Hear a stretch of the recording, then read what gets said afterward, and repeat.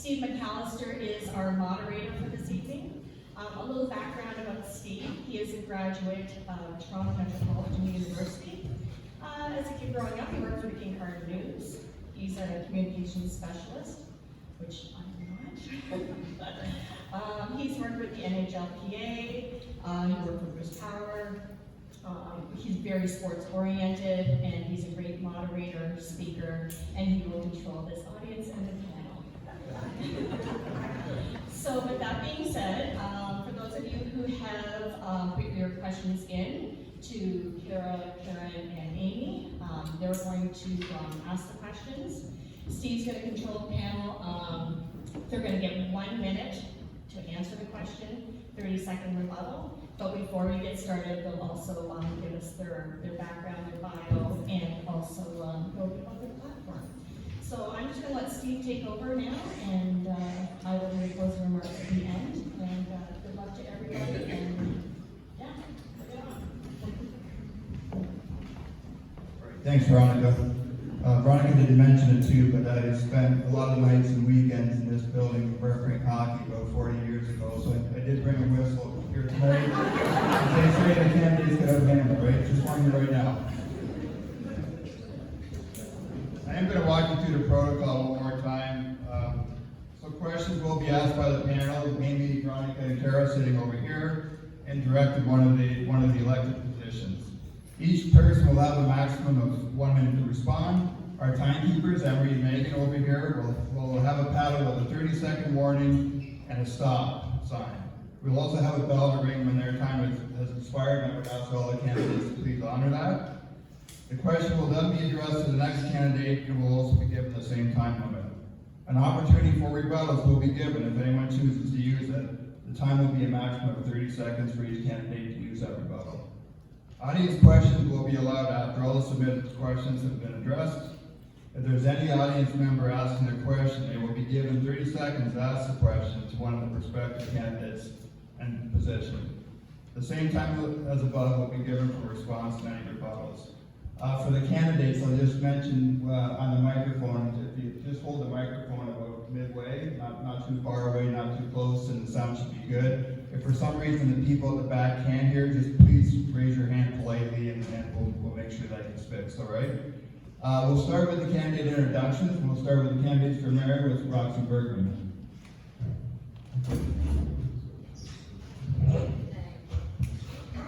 Okay, so I'm Roxy Bergman, as Steve said. I'm running for mayor. I'm from South Kinloss Avenue, formerly 2nd of Kinloss. My family's been here since '77, and I'm running because my dad said I should a number of years ago. Don Murray. Thank you. Good evening, ladies and gentlemen, moderator, and all the candidates. For those who don't know me, my name is Don Murray. I've lived my whole life on Statters Lake Ave. Here I farm with my wife Barb, and we have raised 4 grown children and have 4 beautiful grandchildren who I'm very proud of. I'm here tonight asking for your support for mayor because I believe I now have the experience and the knowledge to lead this municipality forward. I was elected in 2006 and again in 2018 as deputy mayor. I have the common sense approach to issues and I'm not afraid to speak up for what I think is right for all residents. Here in Kinloss, I have sat on many boards within the municipality and have sat as chairperson on most. I have been at the Bruce County level, and if elected, I would continue to work with them, especially on their project to build more affordable homes, and that is thousands of homes over the next 10 years. If elected mayor, I will continue to be fiscally responsible, accountable, reliable, and open. I would continue to lobby the federal and provincial government for funding for infrastructure upgrades, whether it's road, bridges, facilities, upgrades, and more funding is needed for healthcare and waste management. We as a municipality have been successful in securing $5 million in grant funding for upgrades and have remained debt-free. I would like to see more concession roads paved and more connecting lanes. And agriculture is a big part of our community. We need to be there to to support agriculture and people that feed us. In closing, I wish to thank the Ripley Business Association for this opportunity, and please remember to vote for Murray on October 24th. Thanks. And our other candidate for mayor, Angela Tompkins. Good evening. My name is Angela Tompkins, and I'm asking you to vote for me for mayor. Fiscal responsibility, improved communications, promoting community life, and protecting our environment will be my primary focus. For more detail on my platform, please visit my website, angelaformayor.ca. But quickly, inflation requires all of us to pinch pennies. Communication is the cornerstone of any successful relationship, whether it be between staff and council or the residents of Huron-Kinloss. With climate change an increasing threat, we need to play catch up with other municipalities and define a stormwater management plan that looks proactively to determine improvements required across the municipality, with rules requiring the treatment of stormwater before entering the lake. The Bruce Beach Municipal Drain Project is a clear example where the township failed, resulting in extensive property damage. You'll hear from my opponents currently on council that the role of mayor or deputy mayor takes experience, but they're being short-sighted, thinking only council experience counts. 40 years working in business with some of the most senior executives on some of the most challenging projects brings a wealth of experience. Often I was given the most difficult projects where I was required to use leadership, governance, communication, and resilience to be successful. In my career, I merged operational teams between two banks with different models and cultures. I started an asset management service, saving over $16 million in its first year. I managed budgets of over $40 million in comparison to Huron-Kinloss's $20 million. And most often, I took a crawl, walk, run approach rather than jumping into the deep end with grandiose plans and big budgets. Don, as deputy mayor, was at the helm when the Crimson Oaks subdivision was going to be approved without a traffic study. The original plan presented significant safety issues and could have resulted in the loss of life. I led the effort to challenge and put it back on the lake range where it was belonged. Was that an error of experience? In summary, I have a plan that will focus on the changing needs of the community. I have the right kind of experience to do the job, and will do my best for the township at large.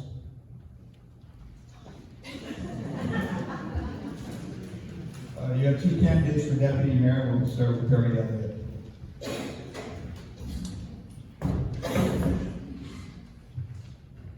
Hi, my name is Barry Elliott. My wife Donna and I have 5 children, 13 grandchildren, 14 will be here in the new year. I've lived with my here all my life as a farmer.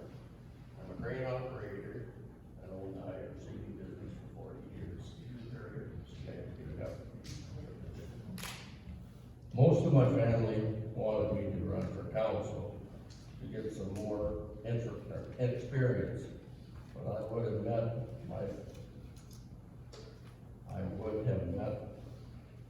opponent would have been acclaimed, so I think I should have a choice.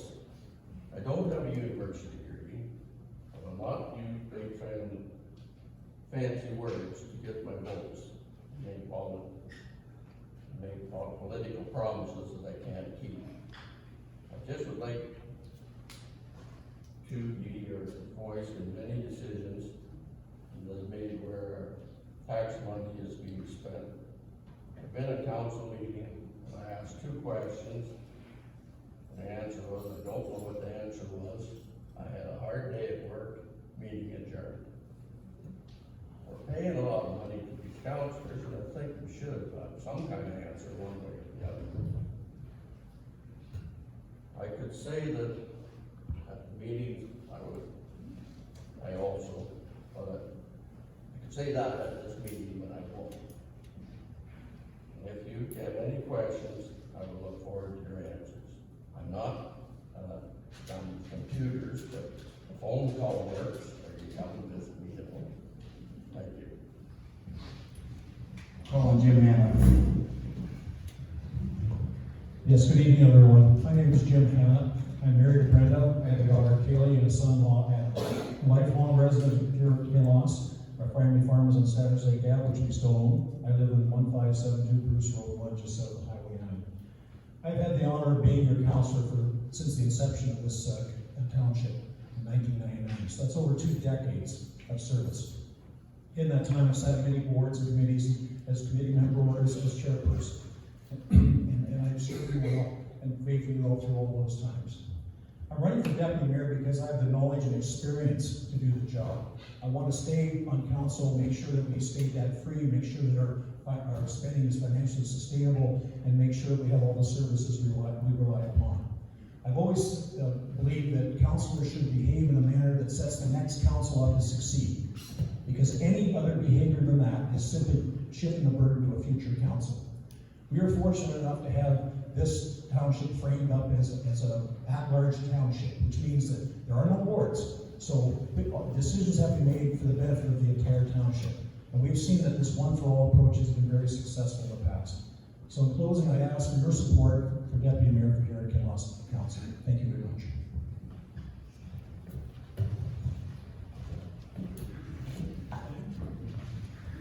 We have candidates for council, and we'll begin with Golden Rabbit.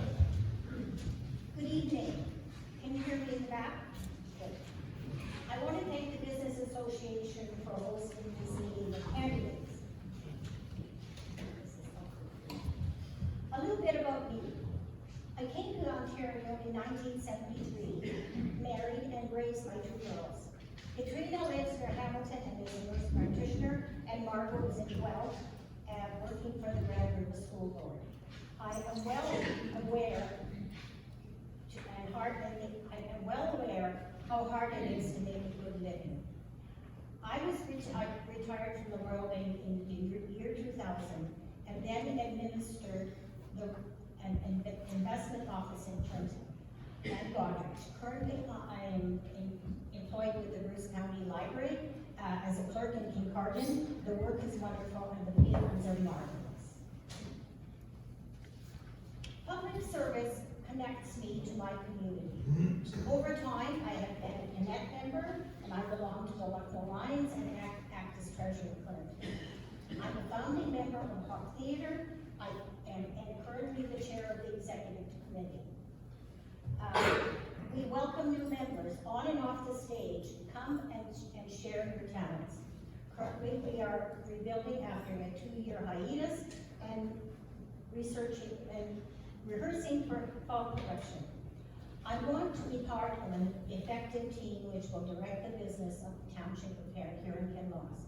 Council must demonstrate fiscal responsibility in order to fund road and bridge projects, maintain lake water quality, septic re-inspections in order to avoid the costly reliance on sanitary streets. Coupled with financial responsibility, we must ensure that our reserves are maintained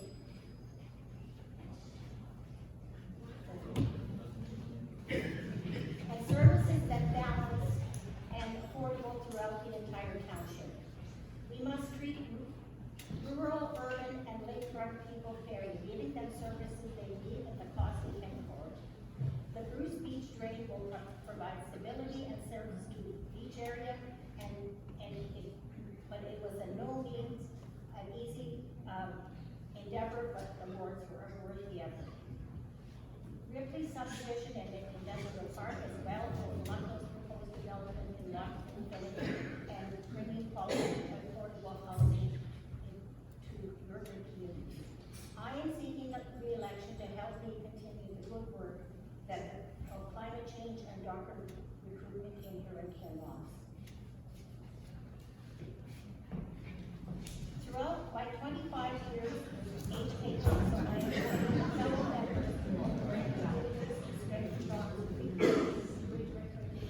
fire and doctor. The work goes on. I ask for your vote to support and in order to enable me to be part of the Huron Kinloss team. As Larry Irwin knows, I'm a lousy golfer, so I'm going to give all the candidates a mulligan for the intro session. And when we do get the questions, just remind that we are going to heed the time limits when we get to the question part, okay? With me being nice, sir. Larry Allison. Thank you.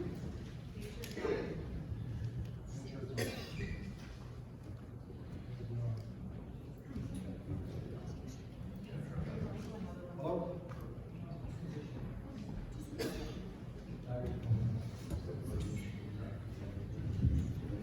Can you hear me? There we go. That's better. My voice usually carries better than that. My name's Larry Allison. Our family's maintained a full-time residence here in Blair's Grove for 16 years, although I've been here seasonally in Everton Beach all my life. My wife Brenda and I are parents of 4 and grandparents of 1 Ripley Raven. I'm retired from the municipal sector with 35 years experience in senior local government administration, working for 3 different municipalities. I also have a range of governance, volunteer, and community leadership roles in the electrical sector, healthcare, and other areas that will greatly assist me if I'm elected. That experience includes time with the Electrical Safety Authority of Ontario, the chair of our local hospital board, the South Bruce Grey Health Centre, and locally on the Huron-Kinloss Property Standards Committee. I was not motivated to run for council based on a single issue or concern. I don't have an agenda based on substantial change or upheaval. I do, though, believe that the quality of life we enjoy in Huron-Kinloss is derived from a diversity of the vibrant agricultural community, the hubs here in both Ripley and Lucknow, and the value that the settlement area along the shoreline brings. And each of those components requires fiscally responsible support to maintain and enhance the synergy that exists today. Although councillors are elected at large to be a broad voice for the community, someone should be at the council table to bring the direct perspective of the Lakeshore residents to important decisions that have been on council's plate this term. If elected, I commit to working collaboratively with the group who is elected to achieve positive results and ensure that nobody in the community feels left behind. In closing, I would be honored to represent you as a councillor here in Kinloss, and if I was successful, you will receive my commitment for thoughtful, well-researched, balanced decision-making. Thank you for attending this meeting and for considering my candidacy. Alan Church. Good evening, I'm Alan Church, and I've been part of Bruce County for almost half my life, and I'm getting ready to be, so I'm staying. Recently, I just got retired, and I'm living in Lucknow. Oh, sorry, I can hear you fine.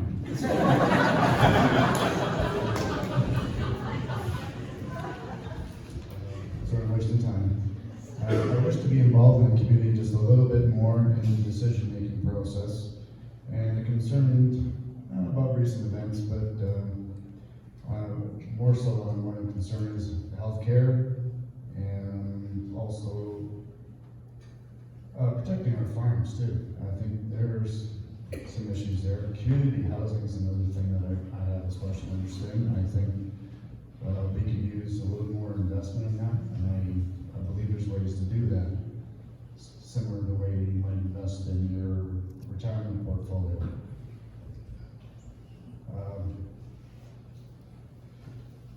Those are basically my main points, and I'd be happy to be part of the community, more part of the community as a councillor. I hope you will support me, and I will definitely work hard for you. Thank you. Thanks, Alan. Larry Flood.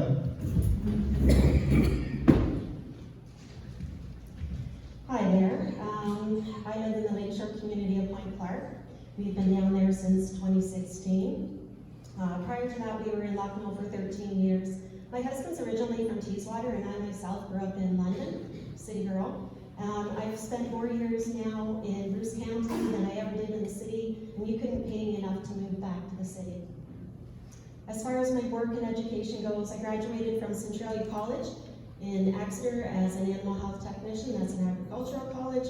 My first job was up in Port Elgin at the veterinary clinic up there. We did end up moving back down to London, and down there I found work again as a technician. At the same time, I worked seasonally at Nestle's ice cream factory, and we lived after a 60-unit townhouse. I used up my days off to help my husband in his carpentry business. Life was very busy. We wanted to raise our kids in Bruce County, so we came back and we landed in Lucknow. I ended up painting one new construction house as a favor, and it just snowballed from there into a self-employed full-time job, at times with helpers, including our children, drag them off to work with me and made them help too. Primarily new construction builds for the local general contractors and other renovation jobs. In 2013, I wanted to go back and upgrade did a career change, ended up taking radiation protection technician. I work in nuclear now. Different opportunities came up, which took me to various locations. I got to go work initially at Atomic Energy Canada in Chalk River. That was extremely interesting. Been working in Bruce Power, down to OPG, Darlington, Pickering. I've gone out to Point Lepreau, New Brunswick several times, and now back at up in the Douglas Point, which is our original reactor at Bruce Power, and it's going into the decommissioning. Ooh. So, as far as my radar goes, the big things on my radar is that we have a lack of workers. Sorry. You want to finish, Sherry? Want me to finish that sentence? No, just that we have a lack of workers, and it's expensive housing here. Everybody's looking for helpers, all sectors. Sorry, I didn't think I talked that long. Sherry, Brian McEachran. Okay, I'm Brian McEachran. I've been a part of Huron-Kinloss all my life. I'm a visual learner, so if you don't mind. I'll just stick this right up here. Just figure out how to do it. Sorry. Okay, so I went to the town office last week and I got a copy of my 2006 tax bill. And it's broken up into 3 parts. One part goes to education, one part goes to the county, and one part goes to Huron-Kinloss. I went on the internet and I found that from 2006 to 2022, the rate of inflation for Ontario was 46%. So if you bought something for $1,000 in 2006, presumably it would cost you approximately $1,460 today. Education portion of that bill, my tax bill, between 2006 and 2022 went up precisely 118%. That's contributing to inflation as part of the inflation thing. So that meant that if your tax bill said you owed $1,000 in 2006, then in 2022 your tax bill would show the education portion at $1,118. If you look at Bruce County, which is the mayor of Huron-Kinloss and all the mayors of all the different municipalities, they make the decision on how much is spent on various things. If you look at Bruce County, and it went up 210%. That's a lot over that 16-year period. If your tax bill showed you had $1,000 owing to the county back in 2006, then today, on today's tax bill, on my tax bill, I had to pay $3,210. And the last one is Huron-Kinloss. In the last 16 years, our taxes have gone up, just the Huron-Kinloss portion, 362%. So if you paid $1,000 in 2006 on your tax bill that went to Huron-Kinloss, that $1,000 has now grown to $4,620. And obviously if you owe $2,000 back in 2006, then you're up to double that, $9,240. So I am here for one reason and one reason only, to stop the humongous spending that the present council has done over the last 16 years. It wasn't all accumulated this year. It may have been back in 10 years ago. I don't know where it went up and up and up and up, but it's been going up far too fast. I love Huron-Kinloss. I want to live here the rest of my life. This won't let me live here. I can't afford it. I'm on a pension. Taxes keep going up like this, I'm out of here. Thank you very much.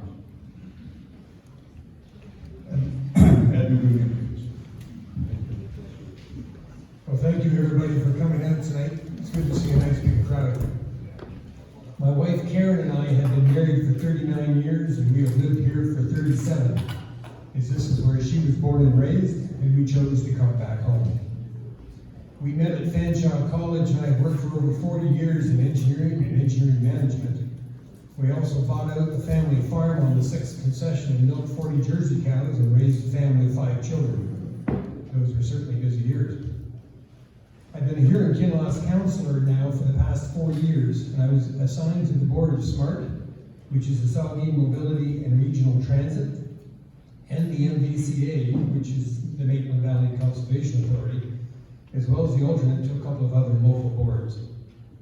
On the SMART board, I served on the strategic planning and manager hiring committees, and on the MVCA, I was elected as the vice chair. In the last 4 years, I have made a very specific point about being available to the people here in Kinloss Council, here in Kinloss. This has been through some phone calls or email, or even driving out to the site of concerns so that I understand the situation better. That has been my practice for the last 40 years in business, and has been very effective. And I've carried that through to my job as a township councillor. We often hear the township referred to as the corporation of the township of Huron Kinloss. And every corporation I've ever worked for has owners. And you, the taxpayers and residents of Huron Kinloss, are the owners.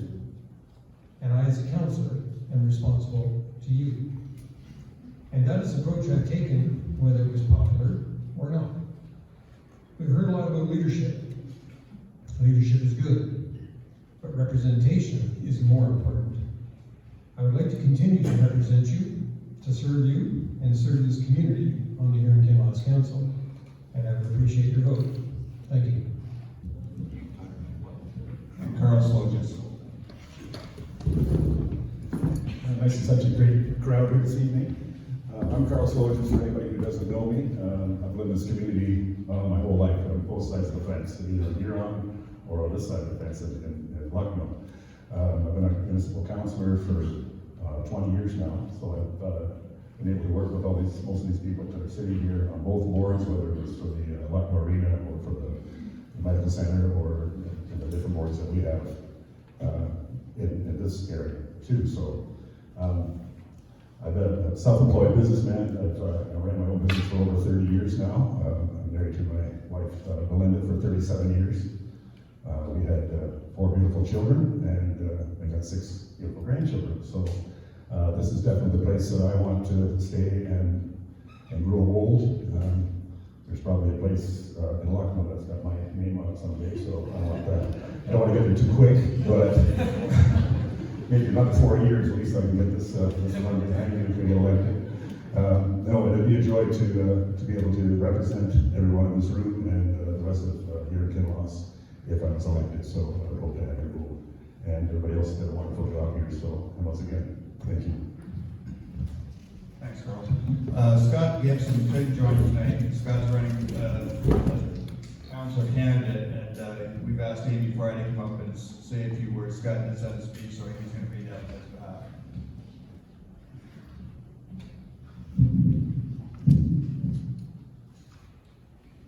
I'd like to start off that the person likely reading this introduction for me isn't Scott Gibson.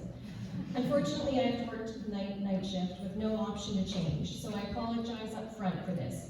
I'm dedicated to my career, and I will be just as dedicated to the township. About me, I'm married to my wife Kim, have 4 kids, and we live just south of Ripley on a small farm. I work at Bruce Power as a contract supervisor, FLM. I've always had an interest in politics and sometimes wish we had more control of what happens in government. By joining the Huron Kinloss Council, I would bring a fresh start into somewhat complacent council that has been in place for a long period of time.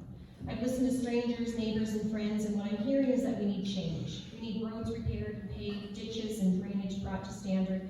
We need to provide quality, clean, and safe drinking water, our roadsides trimmed and cared for. We need to attract businesses to the community. For example, enticing a grocery store into the Lucknow and Ripley areas so our seniors don't have to depend on others to get them a loaf of bread and fresh produce at a reasonable price. We need to support the businesses that we currently have by encouraging them to expand and to take down any roadblocks in any way. As all of you know, our landfill is almost full. Our segregation methods are behind in times and need to be modernized. Our beaches are a great attraction, but what benefit are we getting out of the people coming for the day? We need to look into how we can grab a piece of that revenue for our community and business owners to thrive on opportunity. We need to be held accountable for spending while we are also more open to public on our choices. I've always been one to believe that people don't mind paying taxes if it seems they're getting something in return. But lately it seems all we get in return is a higher tax bill. I know that recreation plays a very important role for our young and old in this community. We have 2 great arena facilities that run basically only 6 to 7 months per year at a high cost. Maybe there's a possibility of drawing in more sports revenue to these facilities to try and keep the kids active and the doors open longer. I understand that there is some interest in bike and hiking trail expansion along the lake shore that I would actively look into. Our township is made up of so many volunteer and specialty groups that our community is thriving. We need to recognize and support these groups and their projects as they are truly the beating heart that holds us together. I'd like to engage our police and provincial counterparts to get tough on crime so we don't have to be constantly monitoring our possessions as theft levels are unprecedented. Part of this would be trying to assist those caught up in addictions and providing them the pathways of what's offered to help provincially. Let's clean up our community, and it shouldn't be an acceptable normality that we just have to put up with. Just this weekend, Ripley Hospital closed its ER. Providing urgent care to our residents should be forefront and is unacceptable for the provincial government to keep allowing this to take place, as it's not just Kincardine. We need to work with our neighboring councils to apply pressure on the province of this matter. Keeping our medical centers and doctors is one of the most important benefits we have. In closing, I once again wish I could have made it tonight. I want each and every one of you to know that I realize here in Kinloss is a very dynamic area, and also realize there's taxpayers in Whitechurch, Kinloss, Ripley, along the lakefront, and all the great farmers and homeowners in between. I know I'm new to this, and there's a lot of learning to do, but if you elect me, I will work with integrity, I will be accountable and open, but most of all, I will listen to the people that put me in the position to take care of this place we all call home. Thank you. Scott Gibson. Thanks, Amy. Before we start the questions, Jan Johnson will join us tonight. Jan's running for as a trustee for the Blue Water District School Board, and Jan's asked to come up and say a few words.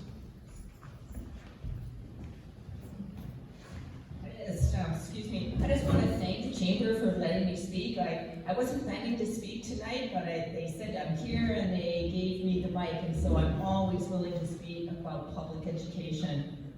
My husband and I, Gordon, we now live in Kincardine. However, we lived in Ripley, and our 3 girls, Alex, Jaylene, and Emma, attended the Ripley School. And I want to tell you that was a choice we actually made, because at the time, we were living in Kincardine, and I heard the best school in the Blue Water Board was in Ripley, and so that's why we moved here.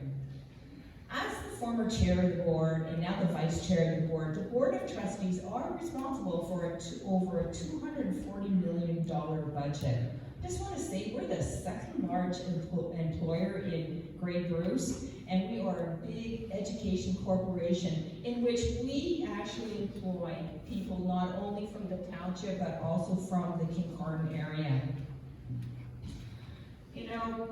The main focus for trustees is actually on excellence in education and student well-being. But the past 2 years have been very, very critical in public education, and there have been some really big issues. And so the issues I'm going to be focusing on in the next 4 years are staffing shortages, learning recovery, which with a focus on literacy and also math, and of course, mental health. It's also wrapped around with an equity and diversity and inclusion lens that is mandated by the Ministry of Education. Not all kids come to school to learn, but all kids come to school to belong, and it is in that belonging that children can learn. My focus will thus be student-centered and on that well-being. On October 24th, I hope once again to gain your trust and your support with your vote. So vote Jan Johnstone, Public School Trustee with the Blue Water District School Board. And thank you. Thank you, Jan. So we'll start with the questions now. Just a reminder for the candidates that each person will have a maximum of 1 minute to respond, and I'll call on each of you to give your answer. And again, we have a bell ring when the time has expired. So we're gonna call first question will come from, my favorite beach in here in Kinloss, Carricoda Garden. That's a very nice introduction, Uncle Steve. I have two that are very similar, so I'm gonna read both fully and then I'll repeat the main question. What are your thoughts on the bylaws for our beach communities, especially during tourist season? There doesn't seem to be enforcement, especially for things like fireworks, motorized vehicles on the beach, drinking in public, and garbage. Is there any way we can increase the bylaw presence in Point Clark? This summer was extremely busy, lots of issues. So there's kind of two there. What are your thoughts on the bylaws for our beach communities, especially during the tourist season? And are there ways that we can increase this presence? We're gonna start with the mayor candidates, and Angela Tompkins will start with you. So I've heard several people talk about bylaw enforcement, and it is a real challenge in this community, especially in the summer in the beach areas, and it's not just Point Clark, it's all across the beach areas, and I'm sure it's broader. So the problem is, most of the problems happen after 4 or on the weekends. Well, the bylaw officer doesn't work after 4 or on the weekends, and the open beach detachment does not take calls after 4. So this leaves people stuck. And I think we need to really attack the whole thing about bylaw enforcement. What's the point of introducing additional bylaws if we're not going to enforce them? So that's my point. Don Murray. Thank you. I believe the bylaws and the bylaw enforcement officer is something we could look at as a council moving forward. I think the bylaws are there on complaint driven, which is very hard to recommend or look after, and the OPP do not look after municipal bylaws. So it makes it tough, but I would be willing to look at coming up with a solution to move forward and have more enforcement along the beach on the weekends. And Roxy Bergman. So, I didn't realize that the OPP doesn't take calls after 4 p.m. That's kind of a, non-911 calls after 4 p.m. Kind of interesting. Vehicles on the beach, alcohol on the beach, those sorts of things. Yeah, they're bylaws in our community, but they're also provincial laws. Maybe we should just be doing citizens arrests. Looks like I'm being cut off. Jim Hannah, we'll start with you for the deputy mayor candidates. Yeah, so I'm a huge advocate of the access to the beach for all people here in Kinloss. I am also very disturbed with the number of complaints that we receive because of the behaviors of some here. We have not implemented over weekend bylaw enforcement largely because of cost. So as a non-citizen, I would fully agree. I'd be very happy to look at that and understand that going forward that would be an increased cost to do that, and I'm quite happy to look into that further and make sure that we have a good, solid enforcement of our bylaws. Thank you. Perry Elliott.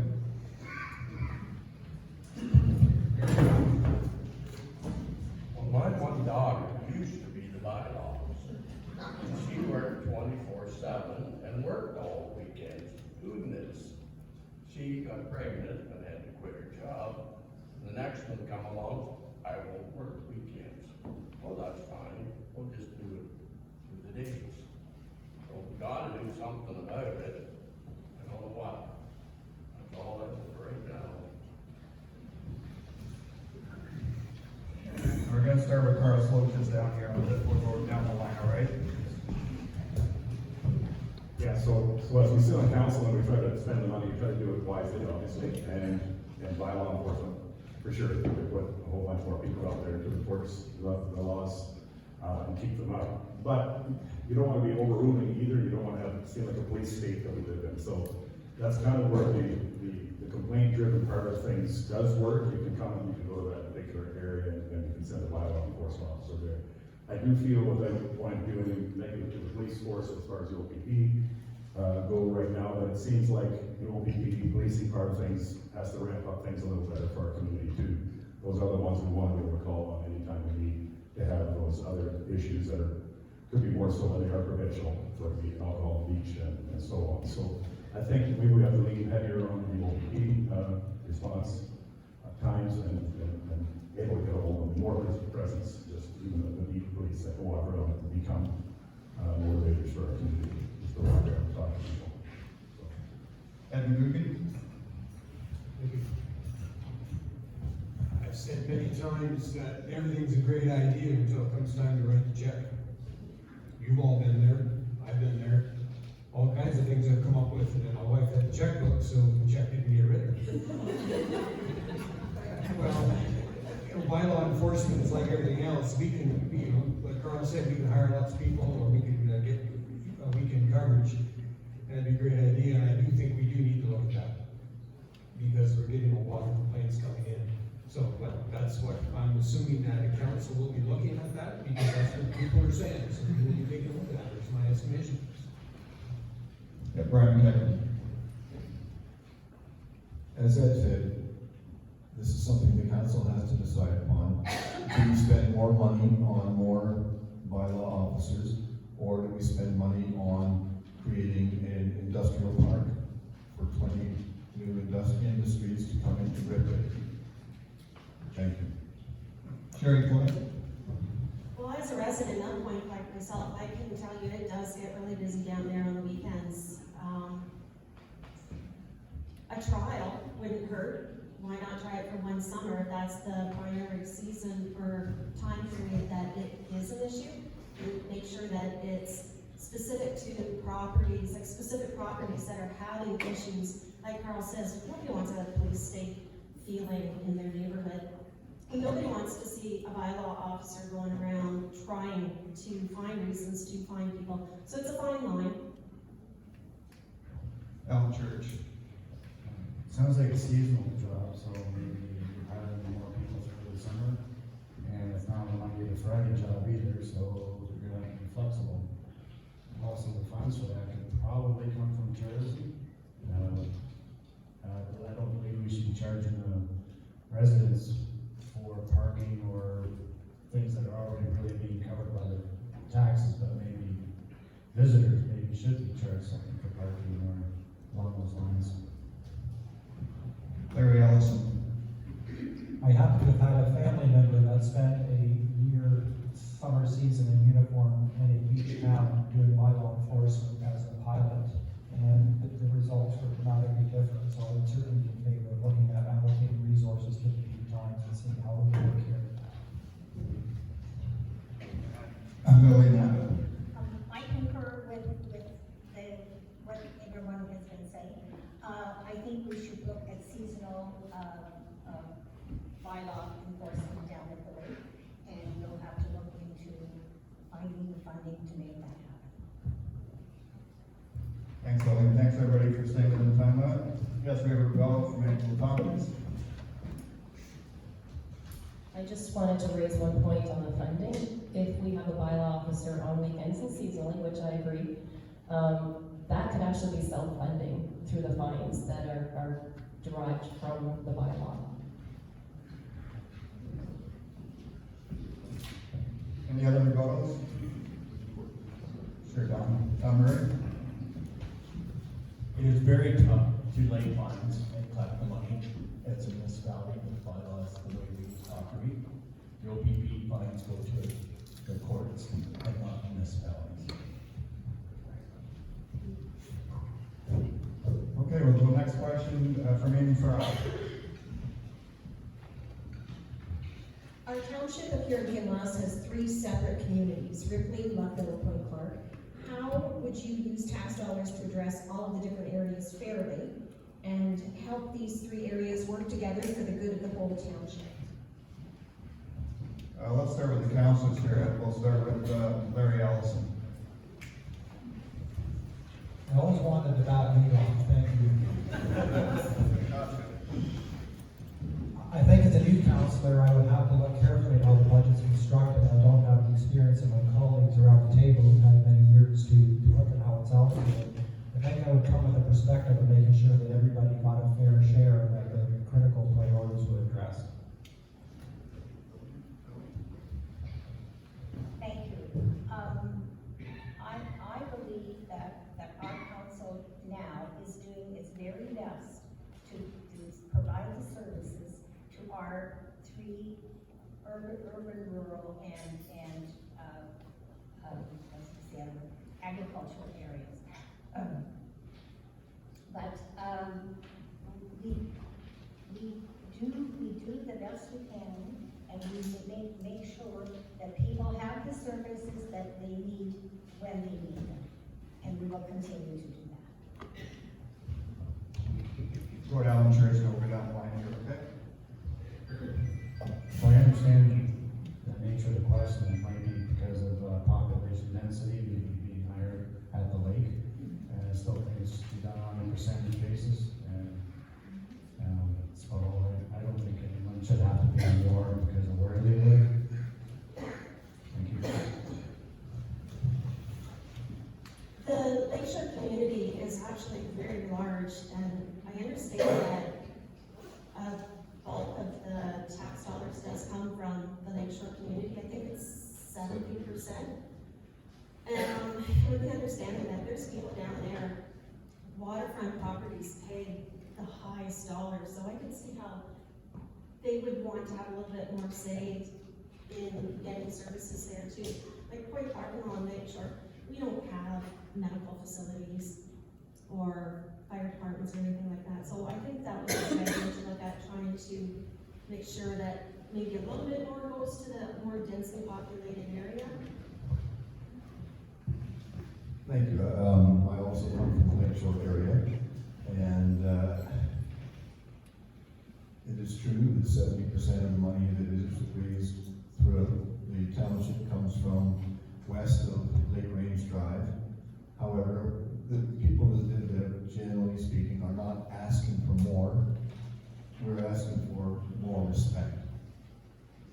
We want to be recognized as a part of Huron-Kinloss. We don't want any special treatment. However, we would like some respect from the council to listen to our concerns. Thank you. Everything basically is always under review. Every budget year that I've been there for the last 4 years, and I'm assuming that it was like that before too, from the way the discussion went, is that everything is constantly under review. And if the residents of this township are looking for more services, in particular from the Lakeshore, then that will be reviewed, the same as everything else gets reviewed. And that being said, of course, there are some baseline costs that you have to look after for the whole township. And that will be reviewed, and I think that going forward will continue to be reviewed. Yeah, the way that the municipality is, and without the ward system, and it is at large, when I'm sitting at the council table and I'm making decisions, I don't think of Lucknow as, that's where I live, I should have something better in Lucknow because I live there. I've kind of got that mentality as a father, you don't right away leave your children because, they haven't done anything wrong, so you're gonna call them. You're kind of the other way around, you kind of want to give it to your neighbor or reach out maybe a little bit further than the rest than just in your own town. So I guess to make it a little bit shorter, what I'm kind of getting at here is, I look at it as the whole municipality, and if there's people that are feeling, they don't quite have as much, let us know that we have really good staff, and that they bring recommendations to us too, and we follow through with some of their concerns and what comes through from the ratepayers. So, we can look at it maybe a little bit better in the future, and I think we've been doing a pretty good job, but there's always room for improvement, so, yeah. And we'll start with Perry, with the deputy mayor candidates.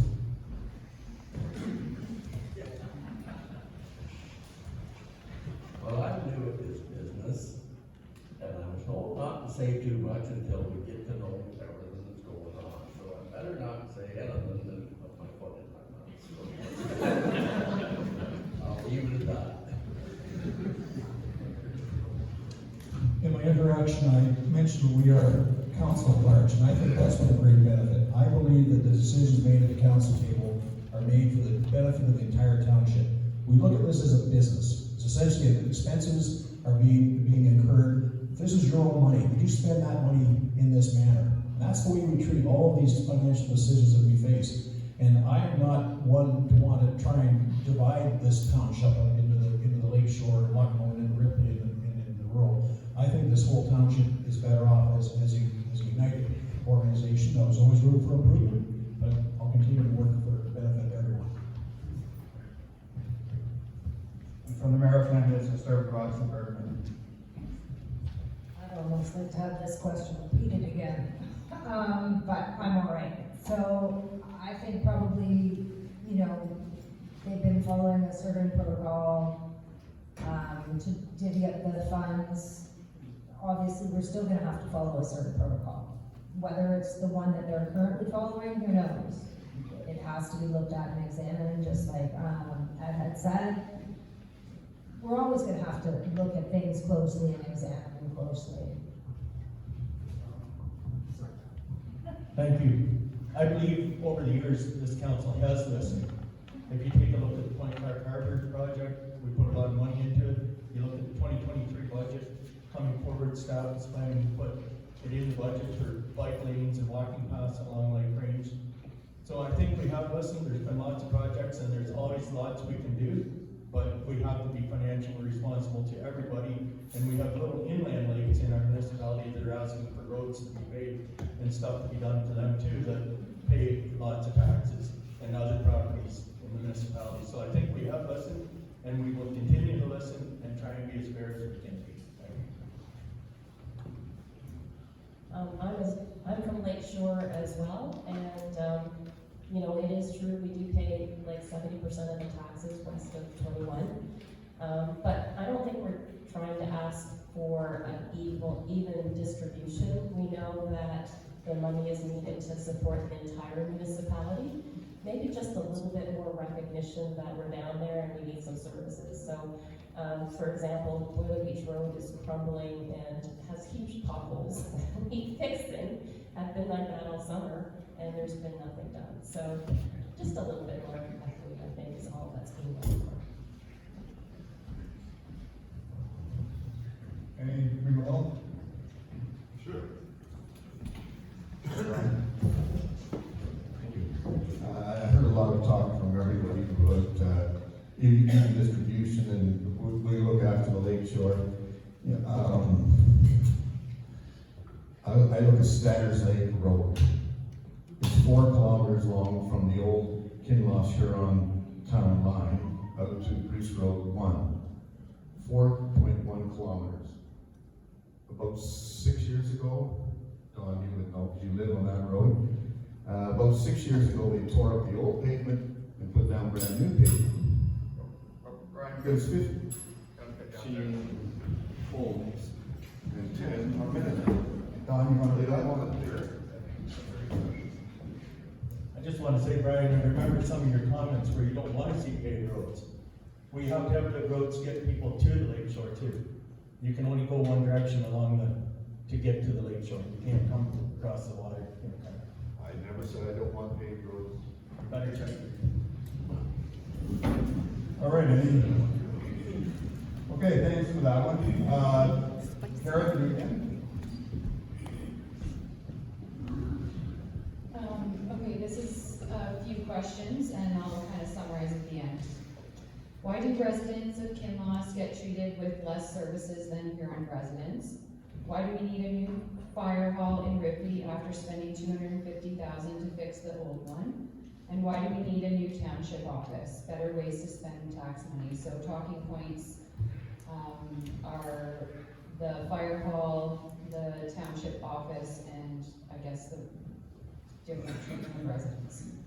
We'll start with the deputy mayors here, and we'll start with Perry.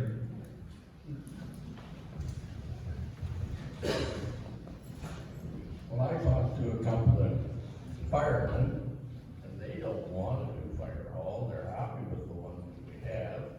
Maybe needs an addition, but that's what they're happy. I don't know why we need these other. I guess it's industrial apartments. Come not to be done over there. That's all I have to say.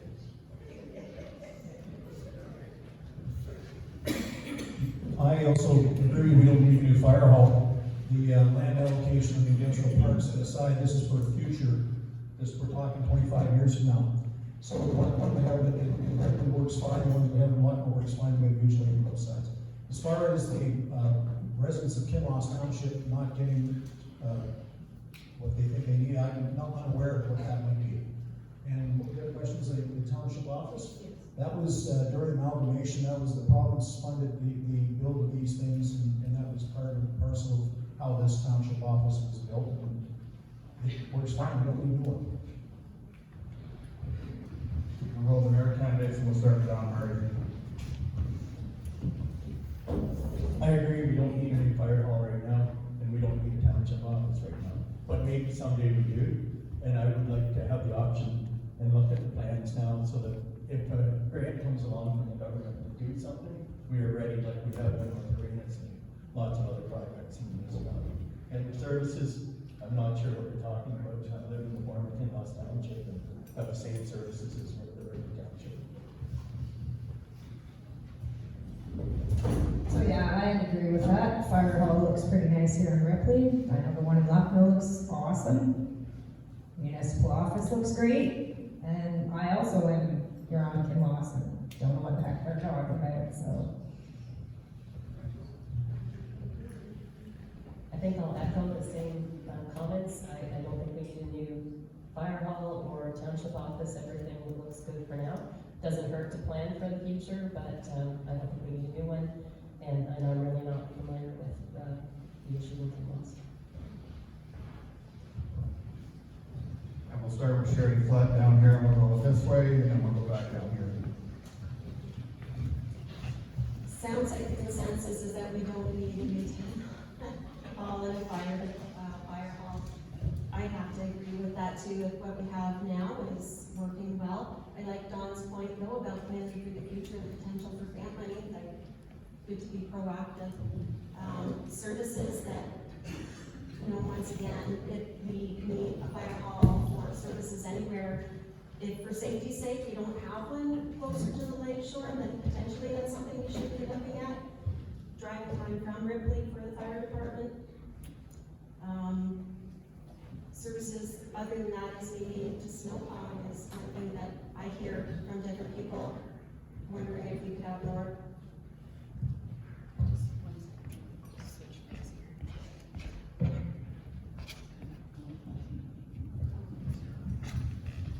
Okay, thank you.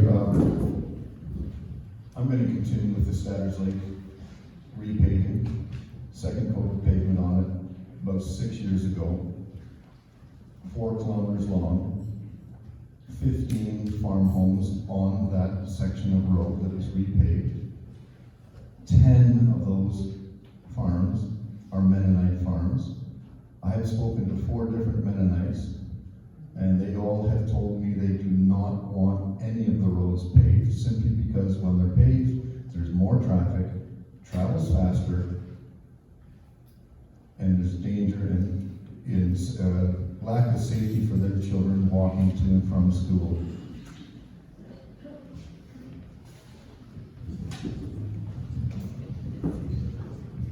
I haven't noticed anything in particular that there's a bias towards Huron Township. As has been said here many times tonight already, everybody on council is at large, and so the needs of the whole township, right from Lake Shore right out to the East and White Church, are all considered by the candidates. And in terms of fire halls and new township halls, I'm not hearing any talk about that at all. I might just briefly mention that industrial park in Ripley, it's probably a good idea to make sure that we, down the road, have got places for businesses to be able to locate in this area. And if you don't have industrial land for them, they're not gonna come. Yeah, I think the question was originally brought up about the municipal office and the new municipal office. I really don't know what that's all about, so maybe I missed the meeting when we're gonna build a municipal office. So I don't think that's gonna happen. So we got a pretty good building right now. As far as the industrial park goes, yeah, we wanted to get something that we could bring business or wanted to expand the business, we needed to have the land that was ready to go. So we did the proactive approach, and we got that facility set up so we can have land for sale. As far as the other part goes, I think we got everything kind of the way it should be. So.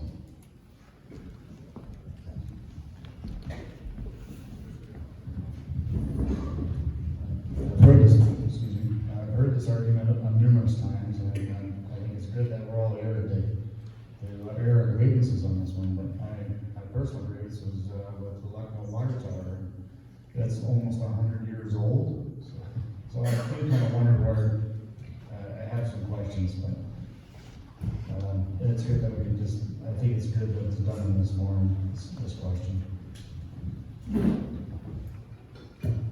From my perspective, I think there's two tools that council needs. One is an asset management plan that will make sure that you invest in all of your facilities to make sure that they're sustained.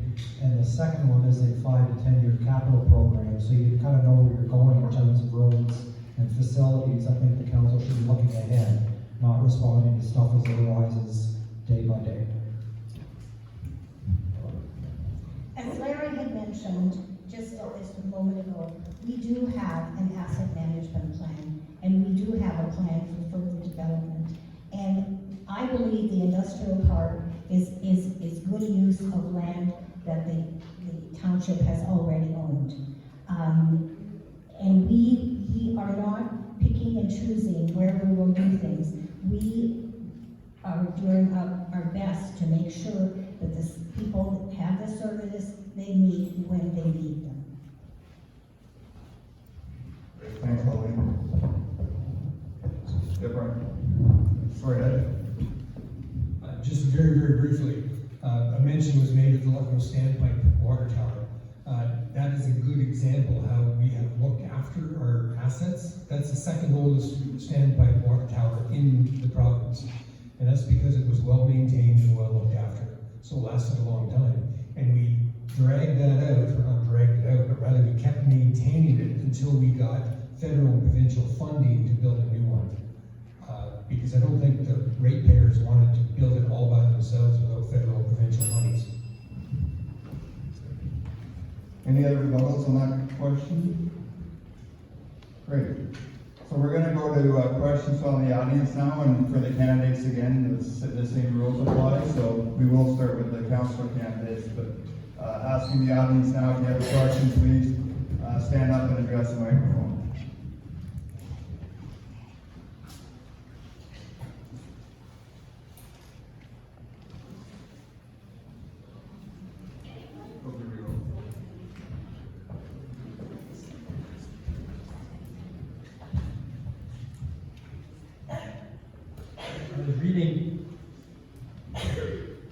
I was reading the Insurance Bureau of Canada's report on climate change. And it says municipalities can expect much higher costs in terms of maintaining infrastructure, particularly in respect to wind events and flooding. And I'm wondering if, especially the mayoral candidates, could respond about what their perspective is on climate change and how they would lead council in terms of developing and maintaining the infrastructure due to the increased cost of maintaining it with climate change. Thank you. You're welcome. So I think you're directing that toward the mayoral candidates first, and we'll start with Angela Tompkins. So as I said in my opening, that I think stormwater management strategy is a key item we have to address within council. And that is in direct relation to planning for climate change. We have to get prepared for bigger and stronger storms. As well, planting more trees to make it more, everything more resilient. With that tree structure, you actually create barriers for things like wind and such. So everything we can do to make our buildings, our waterfront, everything stronger and more resilient would be beneficial. And as well as we can go to alternative power sources to help power some of our municipal buildings, that would be beneficial as well. Thank you. I believe a strict maintenance plan on our buildings that we have been adhering to. Working with the Pine River watershed, if you look in the agriculture communities, how many projects have been done, how many hundreds of thousands of trees they've already planted for tree cover. And I believe also looking at alternative fuel sources, fertilizer sources, and all kinds of stuff, whether it's hydrogen, electric, whatever, to help. And we do have a really good, if anybody wants to look at a climate change policy already, that we spoke about it at the Point Clark Beach Association meetings. Thank you. So Angela brings up a really good point about the trees. I know Dawn had mentioned that tons have been planted already due to the Pine River Watershed Initiative. How do I want to explain this? So a few years ago, I got to go to Nicaragua, and their beach front gets wiped out every year in the place I stayed. The owner of the beach resort or shack, surf shack, they had planted a full garden, and a lot of their beach shore remained with this last big winds that they had come through every October, September. They get huge winds, and like I say, it devastates their beach. It comes back. It's also a dynamic beach down there. And yeah, I guess I'll leave it at that.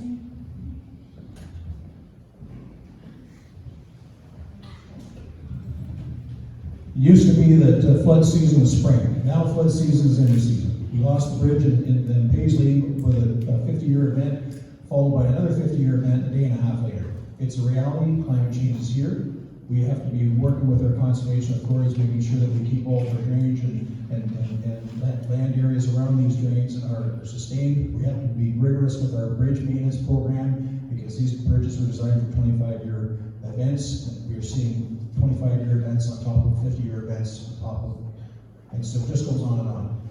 So we have to be diligent, make sure that our infrastructure is strong and sustainable going forward.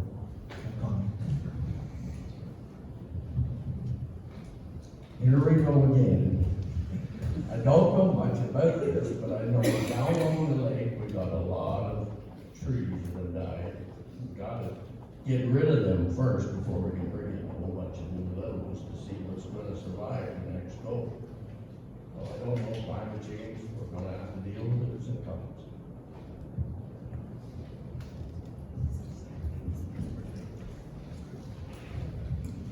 Council, 3 years ago, has done a study of climate change and how it would affect our infrastructure, how it would affect all of the business of the township, and how we have to adapt differently. And lots and lots of good ideas have come out of that. And we do have a policy that we follow, and we will continue to study climate change and how it affects us in the future, because really it is here to stay. Thank you. I have the painful knowledge that a large part of the active recreational trail in Saugeen Shores that linked Southampton and Port Elgin was washed out as a result of a big storm event after we installed it a few years ago. So if I were elected, I would be very aware of the potential impacts of those kinds of changes on our capital works program going forward. I believe there's a lot of data over the last century or more. We know what to expect. As far as extremes go, a lot of water. I've seen the lake go up and down about 4 feet in the last 10 years. It's going to happen, and it has a little bit to do more than just Canada and the United States. So I don't know that there's always been climate change. We're always going to have to do it for whatever. And I think maybe maintenance to our power lines is probably the more important thing to look at. Keeping trees trimmed. That may not be our problem, but or our responsibility, but I think someone should be keeping an eye out to see a problem reported.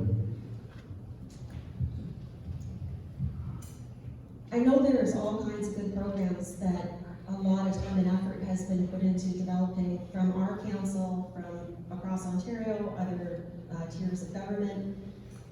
We just need to keep working on them and fine tuning them as we go along. And definitely, as far as technology goes for dealing with issues like this, science changes all the time and new technologies come out all the time. So being proactive to see what's out there and what can we do here, looking to other communities, what kind of problems have they had, what are their solutions, what worked, what didn't work, kind of like for pre-job, post-job, what was the best and how can we apply it here. We have an excellent staff here on Kinloss, and I'm sure that they are on top of this and keeping the council informed of the various ways of protecting the environment, the stormwater management, etc. One of the surprises I got when I was elected the vice chair of the MBCA is that I became the chair of the Carbon Footprint Initiative for the MBCA. So that meant that I was chairing the meetings to try to encourage local businesses as well as municipalities to improve their carbon footprint. And a lot of that came down to efficiency. Efficiency is one of the best ways to reduce your carbon footprint. In addition to that, the MBCA does a lot of work with watershed stewardship to eliminate erosion that will cause severe damage, especially at the lakefront with water coming down over the watershed and creating huge gullies at the lakefront. So we've done a lot of work in that regard to try to improve that. And as mentioned earlier, we do have a carbon footprint plan for the township. Yeah, I have to agree with Ed on that one. When it does come to the staff that we have here at Kinloss, we can't talk enough about them. So how good they are and how we want to just keep that staff, they work well together. So what I'm getting at is when we have an issue or something that comes up, we have the staff brings it to the council table. If it's something that we be proactive about, then it's something we act upon. So that would be one of the kind of trying to answer the question that we've all forgotten what it was at this point. To get to that point, we do fall on our staff's shoulders for recommendations. And if we have anything else to do, and we have ratepayers also, they call us or have recommendations, we're always happy to try to put money towards that. That's the tree planting and other things. So that's going to be a lot of it come up in the future, I'm sure.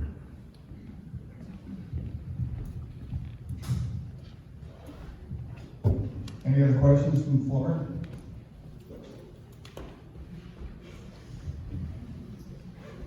So I heard when you were talking about bylaws that it's a complaint-based driven system. How do you deal with complaints from people or neighbors or whatever that are unnecessary or nosy neighbors, or people who are too concerned with what their neighbors are doing?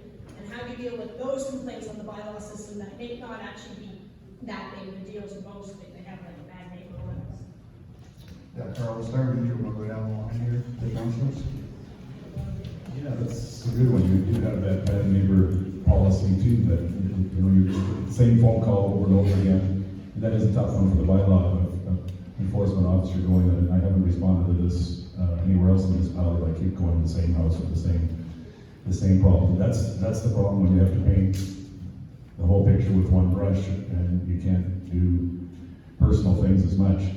Now, I don't know where Heather goes with it, and it kind of helped we come to our table that much, try to break it up. You try to be fair, and I think you have to look at it. The person that's maybe breaking along and the person that's complaining just to the spite of their neighbor. So as we go anywhere with this question, I maybe should have took Gary's example. I don't know. Should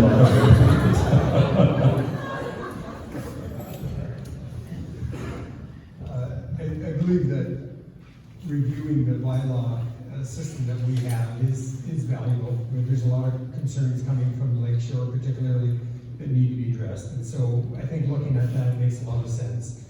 A big component of that, I do believe, is education. If we can try to improve the clarity of the bylaws and get more community involvement in crafting those bylaws so that there's community engagement in that and buy-in, as well as education, maybe we can reduce some of the complaints as well. Difficult question, as you say, it's one person against the other person, and I don't know what to do there. Maybe an anger management person on staff. I don't think that would work. That was a great question, and I'm glad you asked that, because I know ourselves, we have some neighbors that just aren't happy with anything ever. So definitely would have to have the beach associations down. If it's along the lakeshore, the beach associations are great. They're already very involved. For more input from them on bylaws that are reasonable, and at what level would you take it further or not. We all live pretty close together in lots of different communities, so you do have to have some good ha-ha when your neighbors are close by. Everybody likes to have fun on the weekend, but we do have a lot of shift workers too in this area, so we do need to have staff for everybody. I'm an activist and I believe in personal responsibility, and I think if you can fix the problem yourself, or at least try to, that would be the first step. That's about all I have to say on that. The trained bylaw enforcement officer knows how to investigate a complaint and weed out the frivolous or vexatious ones, and I would have confidence that the staff would be able to do that and not pit a neighbor against a neighbor. I agree with my colleagues, and I also say that the associations, the beach associations are a good place where people can bring their complaints and have them looked after. So I think they play a larger part, and people get to know one another as neighbors, and some of those differences disappear. I believe Carl wants to hear from you, Barry.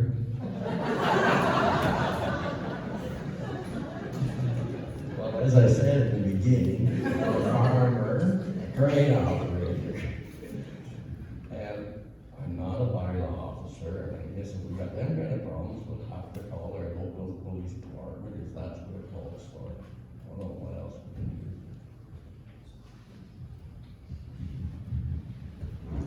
Frivolous complaints become pretty evident very quickly to trained officers. So you may have to tolerate a couple of visits, but that should be the end of it. If there are frivolous complaints being made, they're wasting everybody's time and money.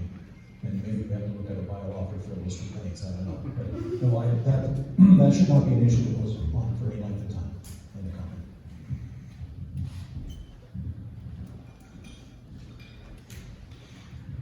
So yeah, frivolous is frivolous. What's bylaw officers supposed to do? They have to look into it, and because they don't know it's frivolous until they get there and investigate the problem. And I think we're lucky to have trained bylaw officers that can pick this out, but the problem is, anybody that gets elected will likely get the call from complaining because they will not be happy with our bylaw officers' answers either. I would say too that, properly trained bylaw officers and properly written bylaws are pretty easy to test out when somebody's just being a complainer, and it will resolve itself pretty quickly.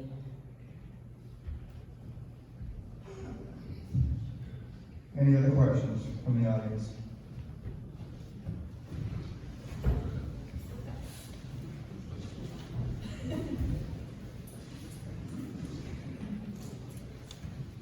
My name is Keith Vanderhook.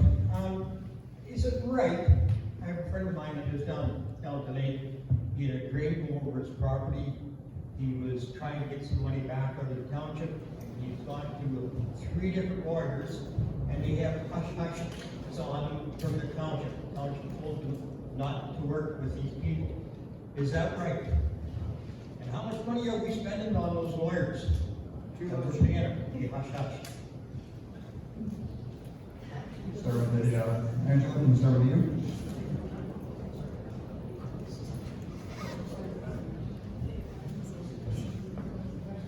What was the exact question?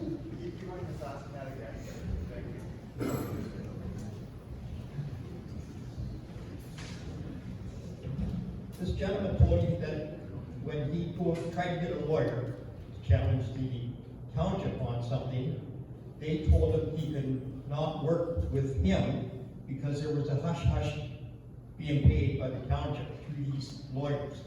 And he named 3 of them, right close together here. Is that right? I'm not sure I can fully answer that because I'm not a lawyer, but I would expect that if somebody retains a lawyer, they can work directly with the township or the township's legal counsel. When I ran the appeal, the municipality had its own lawyer, and then I worked through the tribunal, and the lawyers would put their case forward. Actually, this fellow was kind of funny because he kept calling me saying, "So who's representing you?" And I'm like, "I'm representing myself. Like, I can do this."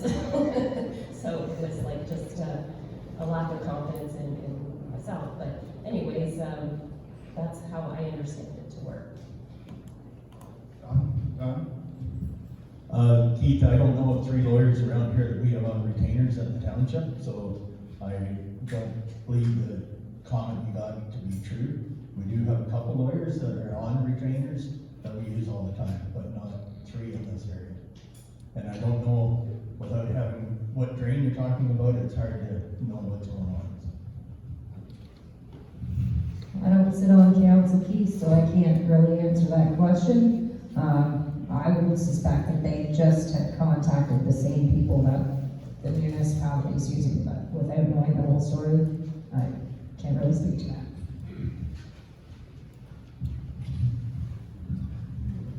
So Keith, I would assert that the person who told you this was maybe not telling you the whole truth.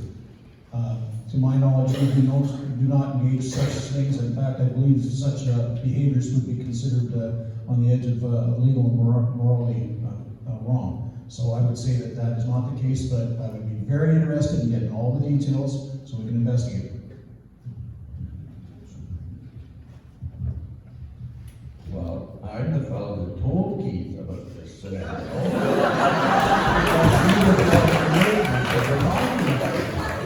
He told me he went into the council and he has a bill for $63,000 for water running over his property with the lake.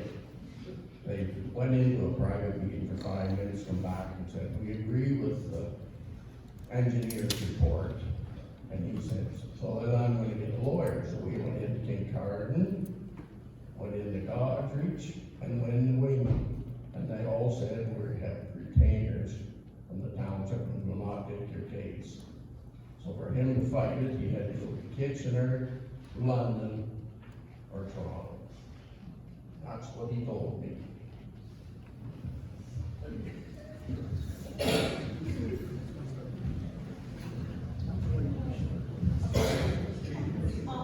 I'm not privy to any of that information, but I will tell you that we have lawyers that do work for us, but they're not local. So that's all I have to say about it. As a council candidate, I have no additional information I can shed on this whatsoever. Ditto.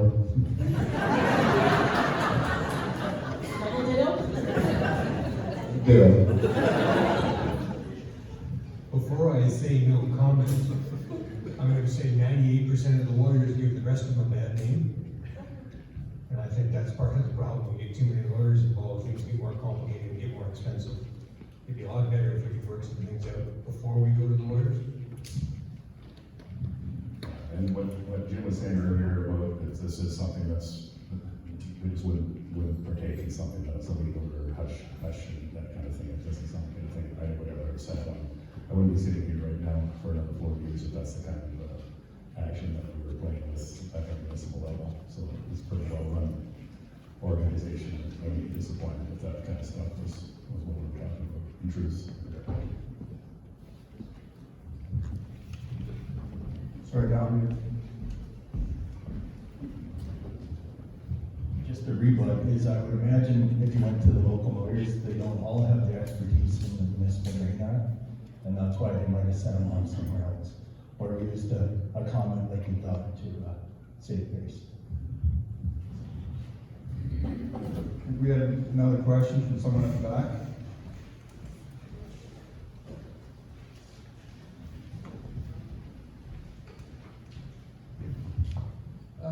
I have a question regarding Ripley Water Tower, maybe rumored. Is it working yet, or has it got a lot of E. coli in it, or what's going on with it, and if who's footing the bill to fix it all? Let's start with Carl.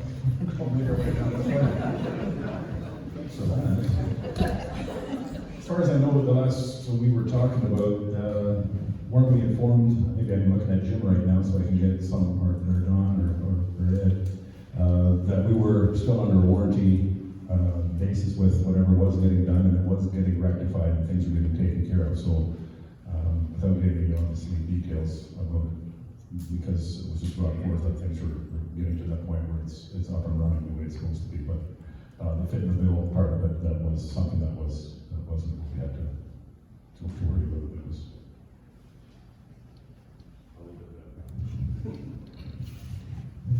We had a report a couple of months ago that the E. coli situation was rectified, at least traced down to where the problem was. And you are correct, when the water tower was built, there was a problem with E. coli numbers that were higher than they were supposed to. They were not dangerous levels, and they were well within limits, but they were higher than they should have been. And so a lot of work went into trying to figure out what the problem was. And my understanding, my recollection is that 2 months ago, we got a report that it was figured out. I know town staff is very accommodating when you call them, and I would suggest you call, and they might direct you to John Youngblood, and you can get a much better answer than I can give. Yeah, exactly, that's current council, information that most of us that are just running now wouldn't necessarily be able to offer you qualified information for. I personally take care of my own water filtration at home, so after Waterton, I have a big Berkey water filter. I can say that when you have a project of that magnitude, there's always deficiencies to be rectified, and water systems are delicate. And so commissioning a new water system takes a while to get things in balance. So it doesn't sound like there's any major issues here. There are no major issues. We did have some issues when we started commissioning it. To my understanding, it is working and working well. I'll just echo comments from the previous members that there was an issue when the tower was built, and those issues have been rectified. I might as well pass the baton because I do not know. Yeah, same with me, it's an information with current council, so you gotta pass. Things are working today. There was lots of issues. It wasn't so much with the water tower as maybe the well we had drilled, because it had to sit there for years to go through all the regulations to get it. But everybody in this room that's on municipal water must remember that we are mandated to deliver you safe, clean drinking water. So I'm not on council and I don't have the knowledge to the previous, but I would like to ask the current council if they know if the E. coli in the water was fecal or rotting vegetation. I would have to look back at the report, but I believe it was vegetation. Does anybody in the current council want to, can address that?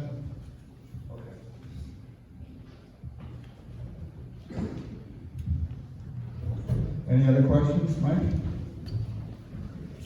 This question will be for current council only. I'd like to know or get an update on what's happening between the 8th and the 10th concession on Lake Range. Is that road going to be paved this year yet, or what's going on? How much?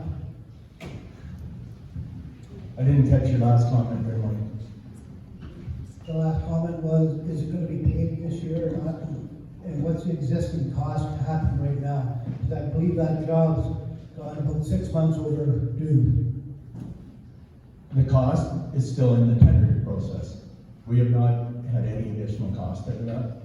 And yes, we are hoping that that road will be paved up before snow flies. It has been a working process and a very upsetting tendering system and working with the contractor. And that'll be this year's snow? Yeah. Does anybody else in the current council, we're good on that? Okay, thanks. Any other questions? Oh, Kara? I just wanted to know, kind of your ideas or platform around small businesses and supporting small businesses, especially those, not within the community improvement plan. Roxy, we'll start with you, we'll go right down I definitely think the entire area should have more small businesses. I don't think necessarily all the time is big industry going to support the community. I think they're going to support themselves more often than small business will. I believe over the last number of years, we have changed the idea of trying to drive everybody into the small towns, which would still be nice to help support our restaurants and everything else that are in our downtown cores. But if you look where I live, I'm surrounded by Mennonites that all have their own home-run businesses in the municipality. So we are supporting it, and I look forward to further comments if you think there's more zoning and planning and stuff that needs to be done that we can help you with. I think what we can do is make it easier for small businesses to start. So if there's some sort of approvals that are needed to start the business, make it easy and clear on how to get through the process and quick. Yes, I agree with small businesses. I've had 3 of them. I helped a girl out on the 25th, just not that long ago, helped get hers in there. Small business, everybody likes competition. It's good for everybody in the end. The township currently supports small business. We do have business improvement coordinator within the township, and any questions you want to bring forward, questions that or opportunities to perhaps partner, like we have the county initiatives as well, and there are provincial initiatives. Our staff is very well versed in all these things, and they would be willing to help anyone.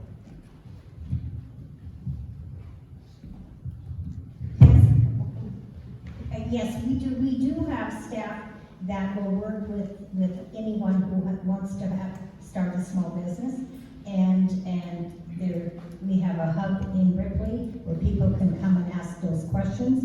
We're also supportive for small business in the rural areas by having our planning processes and approvals passed in a timely manner.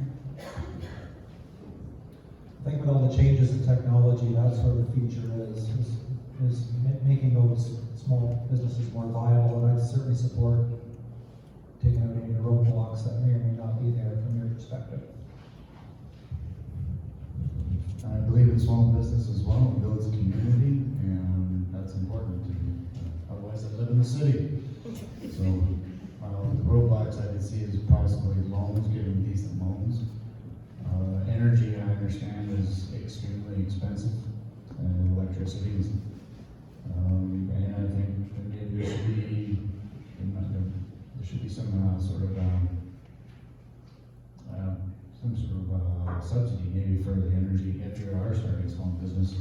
Thank you. Well, definitely our circle of friends and acquaintances are small business owners, lots of trades guys. They need, if there's young guys starting out, they definitely could use a hand. I see lots of talk or publications about the hub, and sounds like that's, what I've seen, that's very good. And I've recommended it to a few people myself. The getting started is probably the hardest part, so whatever we can do to help would be great. Definitely money-wise, if there's a way that we can help them get the funding to get going, that would be of great benefit. I think it's incumbent upon the entire residents of Huron-Kinloss to support the small business if we want them to be successful. That's the only way. The town council really can't make them successful. It has to be coming from the residents. The township does support small businesses. There's a number of programs that we fund to help make that work better. I'm not really a tremendous supporter of that, however. I think that everything has to, as I mentioned earlier, everything's a great idea until you gotta write the check. So I like to see a good return on investment analysis on everything that we do, because we can't just raise the taxes to support every great idea that comes along. It has to be something that we can viably make work and be fiscally responsible. Yeah, I have to agree with Ed on all those comments and from all the rest of the council that's been sitting here before. We do have good staff and we do have lots of people there to answer questions and how to get your business started and whatever other options are out there to facilitate that. So I don't know where we could go more, so other than have recommendations from the ratepayers, if there's something out there that we could implement without there being a cost or without being a large cost to it. So we're always got our ears open to that. Any other questions? Oh, Good evening. First, I'd like to commend everyone for running and giving us a choice. Throughout the evening, I've been busy making notes on the candidates. So I have a question for one candidate that anyone can answer it afterwards. So it's towards Brian and Catherine. Yes. Are you suggesting we be tearing up the back roads blacktop? I live with many Mennonite neighbors and I haven't heard any of them suggest that we go back to gravel roads. Thank you. Thank you. Thank you for that question. No, I'm not suggesting we dig up the paved areas. What I'm suggesting is that it's not done fairly.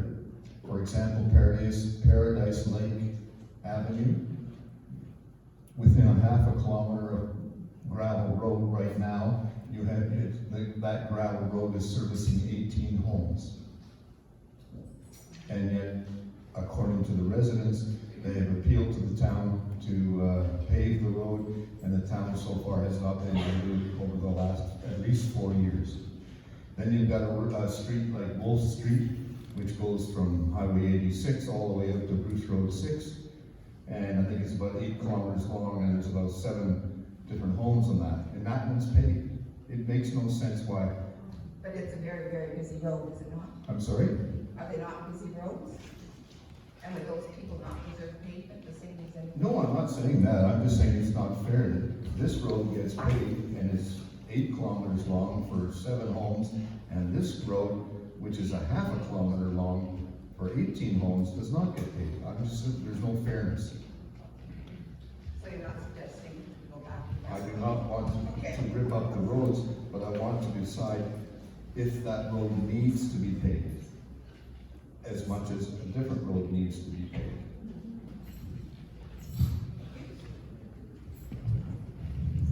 Anybody else? Don? I guess my comment is, I've run 2 elections on wanting to pave more concession roads. Here in Township started years ago, and they paved all their concession roads, then they end the lake shore. In Kinloss Township, we still have about 3 roads that are not paved. We did get Tereshia Ave finished a year ago, and South Kinloss is coming up on the plan. There is a 5-year and a 10-year plan of how we want to do it, and I'd also like to see some more connecting lights like Paradise Lake or Langside Street to give everybody an option of only driving a mile and a quarter to get to a paved road. And the reason Wolf Street is paved is an arterial road. It essentially services the north end of the township. So that's why. It's not the number of houses on the road that actually make the difference, that make us decide to pave a road or not. That road is paved because it's an arterial road.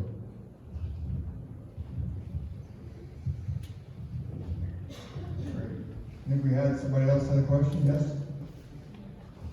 I'm Bert Peel, I live on the 6th, been there 50-some odd years. I love that road, Tereshia Road, going all the way to Wolf Street, I've been up and down it many times, there's a lot of traffic goes from south to north on Wolf Street. I think that's something to consider. You should see the trailers and everything that walk there heading north. It's pretty good. As far as Laura Cardinal, what she said about neighbors, we all have responsibility to be good neighbors. You find in the farming community that you don't have a whole lot of people get along with each other. But it seems when you get more and more people closer together, you run into different problems. I would recommend that in a place like Ripley and a place like Lucknow, we should form a concerned group that can actually help counsel these things, because it is so hard with attitudes of people today that without some counseling, it is so hard to repair all this stuff amongst neighbors. If a neighbor hates another neighbor, it's hard to fix. First of all, you can't fix stupid. Now, we've got a brand new fence over at the dump. And I think it's beautiful. It's been a long time coming. I got one question though. Is it to keep the thieves out or the plastic in? Thank you. Thanks for that, Bert. It's the latter. It's to keep the thieves out. I should say, that's what it is. Actually, we have a problem with people coming in and stealing electronics. We actually tried locking them up inside a sea can, and they'll go and cut the locks, and so we put this fence up. And there are other materials in there that are for recycling that people will come and steal. So we actually make revenue by selling some of this stuff and help offset the cost. So that's why the fence went in. And it does help keep the plastic in, so it's sort of a good purpose.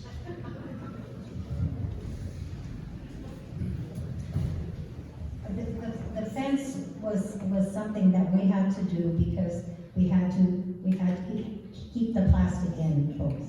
And I think it will make the landfill site look more neat and tidy, and it will keep the thieves out as well.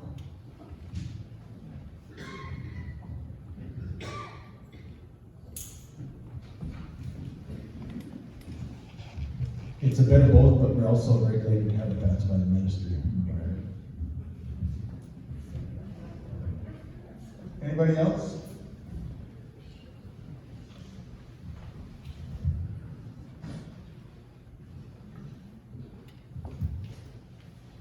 I'm Silver Hayes, and I'm going back to your property standards again. I live in Lucknow, and I'd also like to know how many times that the bylaw officer does show up in Lucknow or in the whole municipality. It sounds like it's 1 million times a year. I can't believe that. But the property standards in Lucknow, we have counselors that live in Lucknow, and as far as I'm concerned, they don't look after the property standards in Lucknow. Thank you.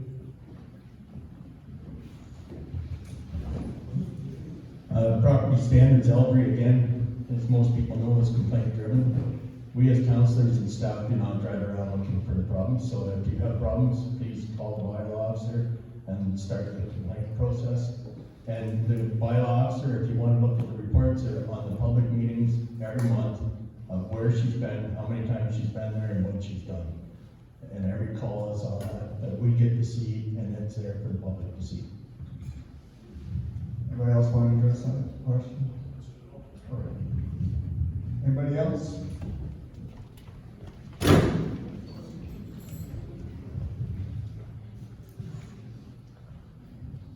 Yeah, I live in Point Clark, been there for 45 years. I live on the worst street in the municipality. To get to my street, you gotta go down the second worst street in the municipality. They did half of our street 3 years ago. We were told that they were gonna do the other half the next year, and we were told that year they were gonna do the other half this year. Before you do any more roads, could you just maybe finish up the projects you started that you haven't completed? That's for the incoming council. suggest that's probably more comment than question. And then somebody else who wants to address that. Great, thank you. Anybody else?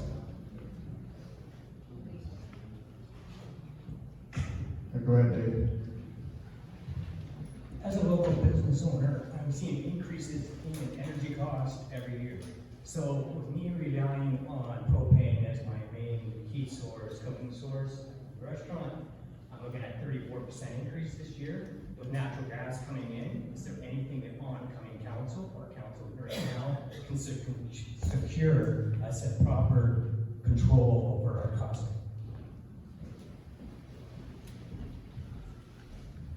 So they're gonna give it to the newbie first off.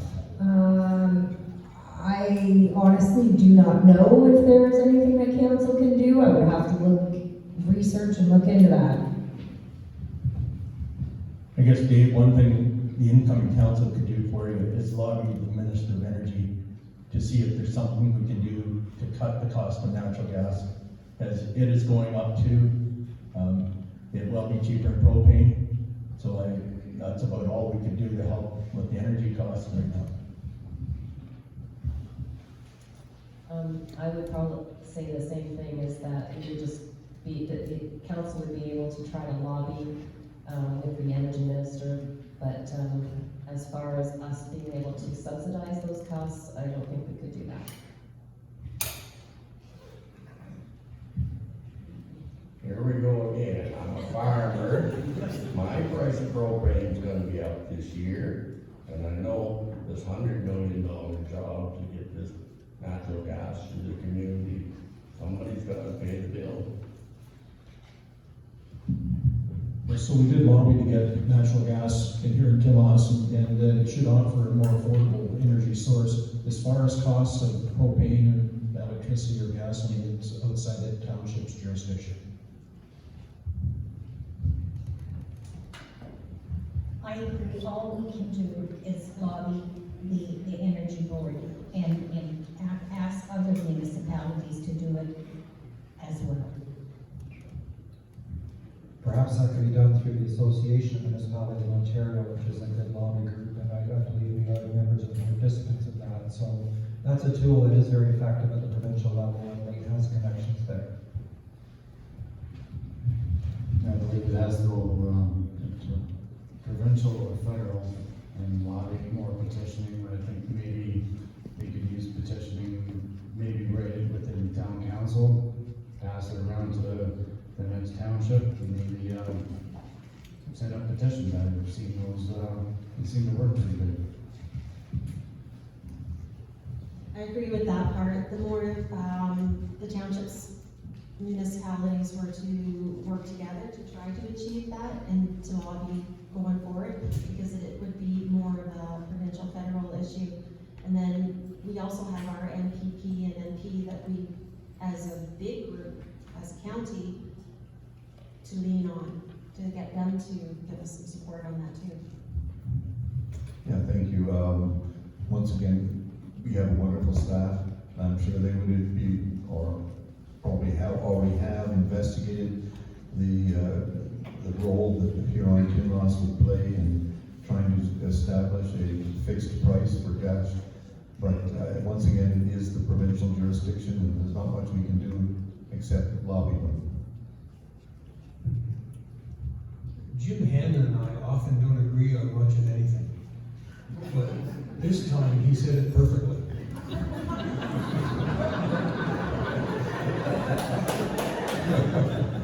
Yeah, it's we agree very often. And I'll think of this agreeing on all of what you just agreed on. So.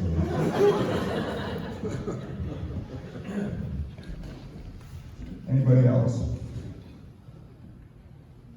One more. Go ahead, Mike. When the natural gas was brought in, I came to the meeting and I thought they said that natural gas was locked in for 10 years. That is why, if per whatever, however the gas is paid for now, that our gas is higher than like Port Albion, Goderich, Kitchener, for about 30 cents more, say, per liter. And that's not the right word, but that's for an example. Someone on the existing council? Existing council. Wants to address that? Carl? ask the rest of the council to correct me if I'm wrong, kind of a thing here. I remember when we were doing it, it was the cap that was put on it was going to be locked in. So it was what they were allowed to charge over top of what the energy was being purchased for to pay for the infrastructure. So you couldn't just take out $1 and say, we want to put $1.70. That's the part where the cap was. So we can't, it's a commodity, like it's gonna fluctuate, but the cap can't fluctuate. So they couldn't just gouge us to pay for the infrastructure. So that's where the cap was for that time period. Yeah, my understanding is, because a lot of this happened before I was on council, but I understand that the negotiations have been underway for the last 10 years, probably started 12 years ago. And a lot of that negotiation was simply because it took a long time to convince the gas company to make the investment, so they could, over the long term, get a return on their investment. And so they wanted to get their money back from all the pipeline work, and that's what's driving a lot of the cost.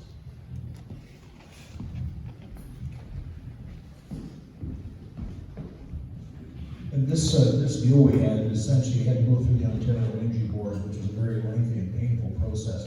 So essentially the cap is, just as Carl said, it was a cap on what we can charge for the construction of the facility.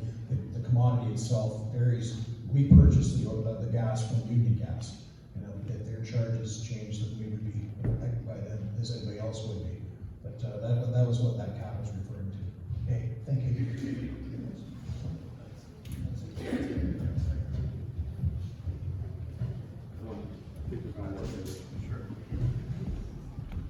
And I think the other one was the cap was also from Union Gas to supply. That was what the Energy Board put a cap on too. They couldn't gouge us because we weren't a purchaser direct. So we were, because we're the same company, we're not going through Union Gas. So they had to keep that fraction of a difference. So the gouging wasn't there either. So there's a cap on those prices. So it might be going up and down still, but they can't gouge us. Union Gas can't gouge the ratepayers of Union Kinloss. Well, I believe then we've been screwed, because if you call anybody that lives in Kitchener, anybody that lives in Kitchener here tonight? What's your Union Gas, do you know? I can't tell you all. Okay. But we don't have infrastructure now, right? Right. They're paying for that here. Yes. And I know ours has gone up. But I can't tell you offhand right now what it is. Okay, I called the natural gas board or the energy board, and they told me the different prices of all the different places. The lock-in should be somewhere where it shouldn't rise very, very little. It should not rise at all in the cap. Question? Yes, just in regards to the whole pricing with the F4 natural gas, in 2018, in the Lurgan Speech, Speech Association meeting, council were there, a few representatives, and we were told at that point, and it's in the minutes of the meeting, that with the F4 contract being accepted versus the union gas, because a big part was F4 was going to maintain the prices for 10 years. Right? And I'm not seeing, we started April 5th this year, and the $24.95 monthly fee has already gone up to $27.95, over 10% on the one line. They're not keeping the commitment that we were told publicly at the Lurgan Beach. There's Road Beach Association meeting, general annual meeting of 2018. So I think that's something I'd like to look into.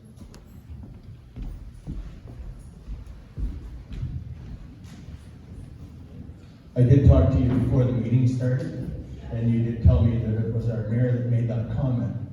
I believe what has been said here is the truth, that EPCOR cannot increase the rate on the distribution, but as the energy raises, the gas can be price increased. But I give you my word before the meeting that I would get an answer from staff and get back to you on what you say is in your minutes. Yeah, Well, I just brought it up because it confirms what. Yes, so I agree with Don's comments on the cap, and we will look at that further. One of the things I will tell you though is the Ontario Energy Board rules essentially created these different systems where they get to a certain point and then they stop because going to the next customer was just adding too much cost. So you'll find that any of the gas systems that were installed many, many decades ago, and I remember when we renovated this hall here, we were hoping to have gas, that was back in the early 90s.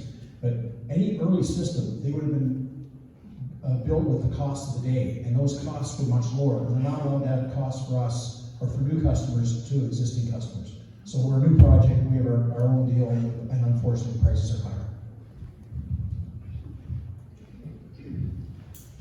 Any other questions? Oh, Don, sorry, do you want to say one more thing?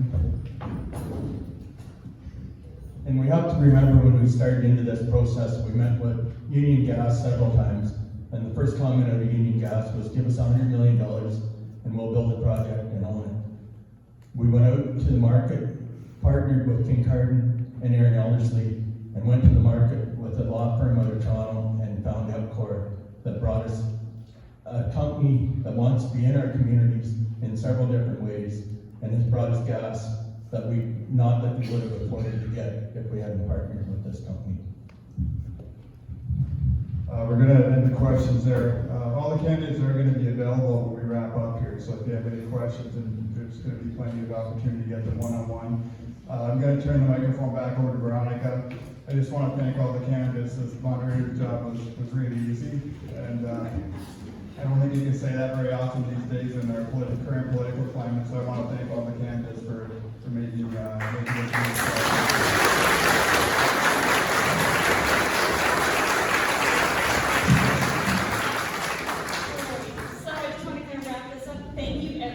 coming out. This was a bigger turnout than what I really expected, especially with the weather outside.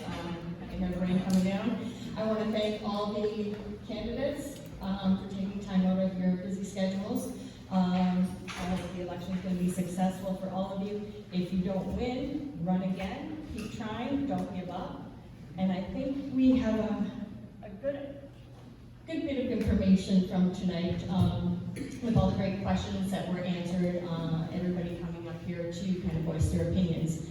Just a quick thank you to Emery Harper and Megan Pope, our timekeepers. Maybe someday you'll see them running for office, who knows? To Kelly Lush and Emily Dance in the back. If you don't know how to vote or the process that we're going to be going through this year to get your vote counted, you can go back and see them. They will direct you on how, if you're on the voting list, if you need to be added, or any other information you may need. Also, thank you to my fellow RPC people, Amy and Kara and Karen in the back. Couldn't have done this without you guys.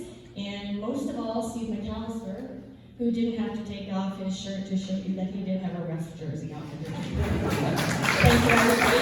There will be a meet and greet, so if you want to talk about any other issues with any of the fellow nominees up here, or the councillors, deputy mayors, mayor, just pop in and have a talk with them. And thank you, Jan Johnstone, too, for coming out tonight. All right, have a great day, everybody. Take care.